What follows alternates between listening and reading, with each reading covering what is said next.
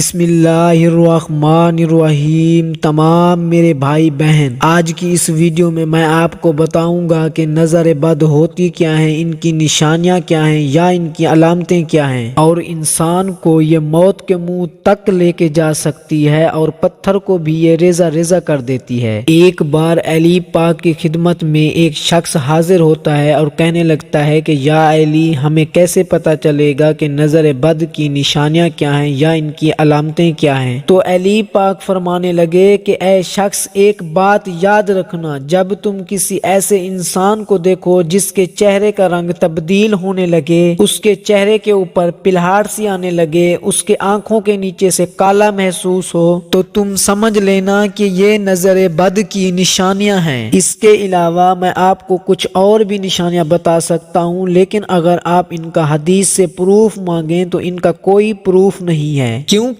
آج سے پہلے جو بڑے بڑے علماء مفسرین نظر بد کا علاج کرتے تھے، انہوں نے اپنی کتابوں میں تفصیل سے لکھا ہے۔ آپ کو جب میں نظر بد کی علامتیں بتاؤں گا تو آپ یہ کہیں گے یہ تو ہمارے اندر بھی پائی جاتی ہیں، لیکن ایسا نہیں ہے۔ بہت ہی کم لوگ ہوتے ہیں جن کے اندر یہ علامتیں پائی جاتی ہیں۔ وہ مشہور مفسرین لکھتے ہیں، سینے کے اندر گھٹن محسوس کرنا، جسم کے اندر شدید درد ہونا، بغیر کسی وجہ کے رونا، گھر والوں سے بات بات پر غصہ کرنا، بغیر کسی وجہ کے دوستوں سے بھاگنا۔ دوستو، اللہ کی کلام برحق ہے۔ انسان کی نظر بد سے بچنے کے لیے آپ نے نماز کے وضو سے آپ پاک ہوں گے، اس کے بعد آپ نے 7 مرتبہ درود شریف پڑھنا ہے، 7 مرتبہ آیت الکرسی پڑھنی ہے اور 7 مرتبہ 4 کل پڑھنے ہیں، اور پھر آخر میں آپ نے 7 مرتبہ درود شریف پڑھنا ہے، اور یہ آپ پانی پہ دم کر دیں۔ اگر آپ کو لگتا ہے کہ کسی انسان کو نظر بد کا سایہ ہے اور یہ پانی اس کو پلائیں، انشاءاللہ تعالی اللہ کے کرم سے ہر مرض سے محفوظ رہے گا، اور اس کے اوپر پھونک مار دیں۔ تو دوستو، اب ہمیں دیجیے اجازت، انشاءاللہ تعالی نیکسٹ ویڈیو میں آپ سے ملاقات ہوگی۔ اللہ حافظ۔